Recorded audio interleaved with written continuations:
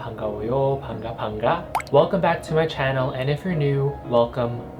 My name is Ray, and if you don't know who I am, that's totally fine. You can find out more about me here on all social media platforms. My skin type is oily to combination, sensitive, reactive, and acne prone. I am so excited to make this video today because number one, this will be my 10th collaboration with Style Korean. 10 videos, that is crazy.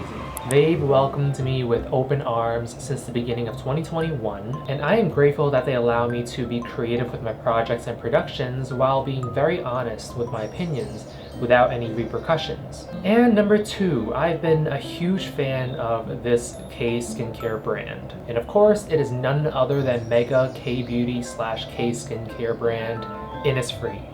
I honestly don't think that this brand, Innisfree, needs any further introduction whatsoever, especially for those of us who are outside of South Korea. Innisfree is one of the biggest, if not the biggest, K-beauty and K skincare brand in the world. So let's cut this introduction short on Innisfree and jump right into my experiences in using these Innisfree products. The products in this review are all inspired and derived from the notorious Jeju Hallabong citrus fruit, with the exception of the tone-up cream. Hallabong is a citrus fruit that is close to the mandarin family. It's a sweet fruit that is rich in antioxidants and vitamin C. And this Jeju Hallabong line is formulated with 3 key vitamins. And these vitamins are vitamins B3, which is niacinamide, C, which is ethyl ascorbic acid, and B5, which is panthenol. These vitamins combined with Hallabong truly provide the maximum effectiveness to brighten the skin tone and even out the skin texture by targeting the pores.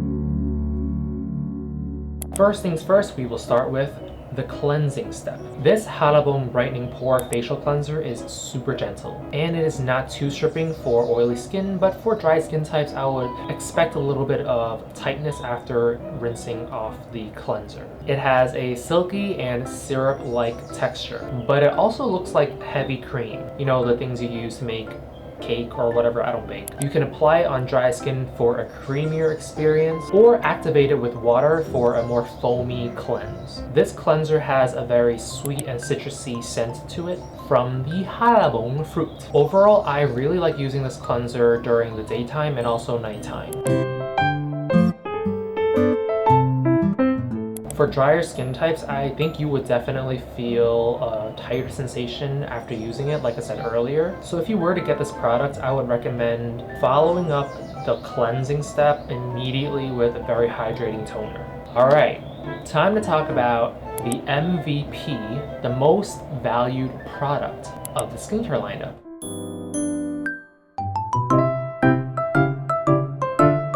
The Pore Serum has a clear, silky, and light texture. It comes in this pipette packaging, which I'm sure you guys already know if you guys follow me on this channel for some time already, I'm not a huge fan of. But because the serum does contain ethyl ascorbic acid, which is a more stable version of vitamin C, but still, I think a pipette packaging is the best solution in this case to really preserve the vitamin C and also this serum's efficacy. This pipette, however, is designed in a weird way where it can only suck up a small amount per use, which isn't a bad thing, but what gets me is how it comes out of the applicator. The push button at the end, this one, can you guys see it here? Can you see it? Can you see it? Can you see it? It's not focusing, hold on. The push button at the end actually launches the serum at a very quick speed. So I can't even direct this onto my skin on my face. I have to put it on my palms first and then apply it on my face. This serum contains the triple vitamins that I mentioned earlier, vitamins B3, C, and B5.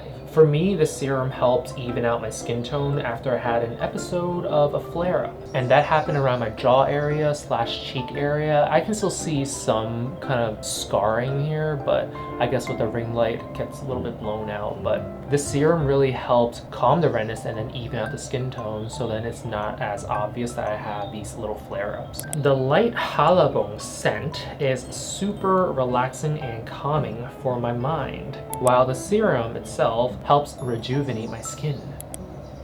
It smells really good. I actually want like Jeju Hallabong right now. The downside to this product is that it does cause a little bit of stickiness after application. This I don't mind as much because I'm naturally an oily skin type person, and stickiness is just something I deal with on the regular. What's interesting though about this serum is that even though it does cause a little bit of stickiness, it does provide a very matte finish. I guess that balances out the pros and cons. It sits really lightly on my oily skin, and I haven't noticed any irritations from the serum. This is a product that I really enjoy, and I feel like I will keep using this for a very, very long time.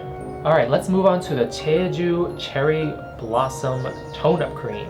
This is my first time using a tone-up cream. It reminds me of the BB creams and the CC creams that were a huge trend back in the early 2010s. Oh, 잠깐만요. Story time.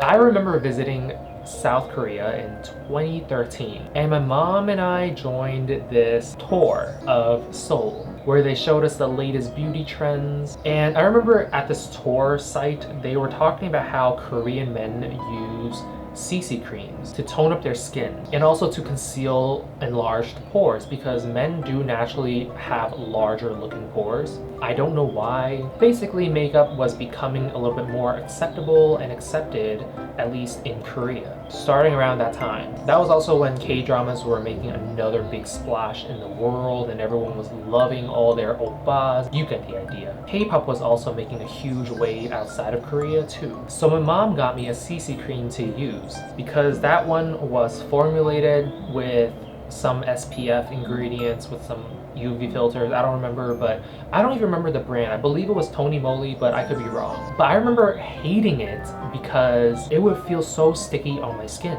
And when I sweat, I would get these large beige color blobs. It was not nice looking at all. So that was the only time where I was exposed to Korean makeup, CC creams, and tone-up creams. Until now. Never would I imagine I would come face to face with the evolved form of the CC cream. I had no idea how to use this when I first got this product from Style Korean. The moment I received this product, I was so excited, and I used it immediately at night. Can you guys guess why that could be a problem? I noticed the pinkish tint at first, and I was like, why is this moisturizer pink? Guys, I thought this was a straight up plain and simple moisturizer, so I didn't think too much about it. I just applied it on like I would any moisturizer. And when I woke up, I noticed my skin looking brighter, but also whiter. I guess it looks fine on my hands because I guess my hands are always paler than my face. I don't know why. So after I realized that my face was basically like a Pillsbury Doughboy, when I woke up, so I panicked and I quickly messaged one of Style Korean's marketing associates, Naomi. I messaged her to see what's up with this product because I'm like, hey Naomi, what's going on? So I was like, hi Naomi, I received the Innisfree tone-up cream, but it doesn't quite feel like a normal moisturizer. Am I using this wrong? And then she replied, it contains titanium dioxide, which is a UV filter, so you should use it during the daytime as a light sun protection. That's when Ray knew that Ray should have read the packaging and Ray should have read the ingredients list. Had he done so, he would have seen that titanium dioxide, which is a UV filter for many Korean sunscreens and also just sunscreens in general, that it's pretty high up on the list. And from that moment on, I have learned my lesson that I should not be using this tone-up cream at night. It also contains ingredients such as niacinamide and Jeju cherry blossom extract, which are great for evening out skin tones and also going deep into your pores and skin layers to provide hydration and also reparation of your skin barrier. However, my skin unfortunately didn't quite feel like this tone-up cream was extremely compatible. For me, it caused a little bit of a minor stinging sensation around my eye area, and it's not like I even applied it near the eye area. I just applied it from up to this point, I think. During the daytime, like toward mid-afternoon-ish, I would notice that my eyelids would start to feel heavy, and then also the under part of my eyes would feel like it's being stung by something. And I truly believe that it happens midday because that's when the product really sets in your skin. And then also on top of that, my sweat glands around the eye area are doing their job. And the sweat glands and oil glands, they kind of mix up with the tone-up cream and they just kind of all rush into my eye area, and it wasn't comfortable at all. There's also that white cast that comes with basically every single tone-up cream, which would make this product not very useful for people with darker skin tones. And I, for one, am someone who truly believes only in the skincare products that are effective and also useful for every skin type, every skin tone, and every skin color. So when I use this tone-up cream, I do notice a large difference, a major difference between my face and my neck, where I don't apply the tone-up cream. And because of this white cast, I spend a lot of time, a lot more time every morning trying really hard to blend it in so that I don't look like a ghost when I walk out in these streets. I ended up learning that I have to follow up this tone-up cream with a gel or a cream moisturizer in order to break down the white cast. In terms of transferring, it's a great option for those who wear masks because the white cast doesn't actually appear on the mask. However, I wear black masks and also dark colored masks. This is one of them. I noticed that I would get these little white things, particles on my dark colored masks. So if your masks are white or a light color, you'll be fine using this tone-up cream. But if you're like me who wears black masks, the surgical ones, and also the cloth masks that are in a darker color, beware. You're gonna find these random white dots and little pieces all over your mask. I think for those who have a much more fairer skin tone and complexion and have experience using makeup and tone-up creams, this would be a great product for you. Otherwise, I wouldn't really recommend getting this cherry blossom tone-up cream, even though the packaging is god tier, because this product requires a lot of adjustment and also a large learning curve. Lastly, I have to mention this because I feel like it's important to share this with you guys. My skin, like I said earlier, did find this tone-up cream to be a little bit intense. And what I mean by that is I noticed a few acne developing after using this tone-up cream. So if you're acne prone like me, I would be a little bit more cautious about this product. Moving on to the Jeju Energy Sheet Masks.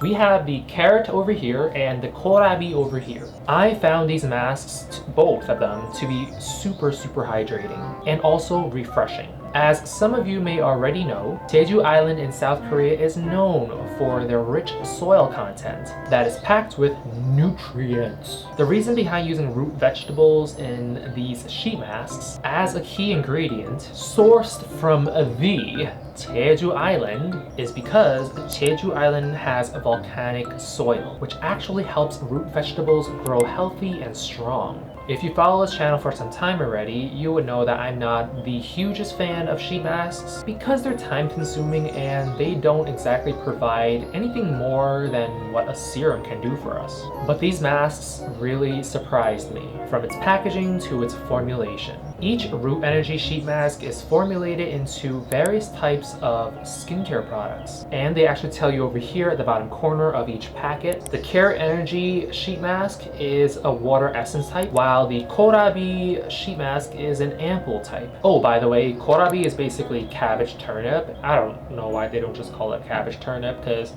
that's what it looks like. It's a cabbage up here and it's a turnip down here. but this is not a bio lesson, so let's move on. All masks in this Root Energy Sheet Mask collection are made up of biodegradable material, and they are made up of eucalyptus and bamboo extract. Both these materials are biodegradable and can still help deliver the essences and ampoules onto your skin effectively. I found that the Kohlrabi or the cabbage turnip mask was a bit more hydrating than the carrot version. I've used the ginger sheet mask in the past, which is also part of this collection, and I found that one, the ginger one, to be more hydrating, but that's also because the ginger version is an oil essence sheet mask. The ginger sheet mask was a bit too occlusive for my oily skin, so I found that the Kohlrabi version strikes the perfect balance in terms of moisturization and hydration. We have come to the end of yet another review of a skincare brand and their products. I was so happy and excited that I got to test and review Innisfree for this video. Like I said, Innisfree is a brand that I truly respect and admire. And once again, 감사합니다, Style Korean, for sending me these Innisfree products all the way from Jeju Island. 사랑해요. I hope this video helps clarify some of the products for you. And again, with the tone-up cream, if you are a makeup wizard, you should be fine. I, on the other hand, have zero knowledge of makeup tone-up creams. So if you have any tips, please leave it in the comment box below so then I can learn how to use this. Otherwise, I feel like I'm just wasting this product. I'll leave all product links in the down bar below in case you guys want to check it out at Style Korean. These links are affiliated and I do make a very 조금 commission from these purchases. Please give this video a big thumbs up if you guys enjoyed it. And also please help this channel grow by subscribing to the channel and also sharing this video. We are so close to 9,000 subscribers and I would love to see this happen before the summer ends, and I hope to see you guys in the next video. Until then, stay safe, stay hydrated, and also, more importantly, be gentle with yourself. See you next time. 잘 가. 안녕히 가세요.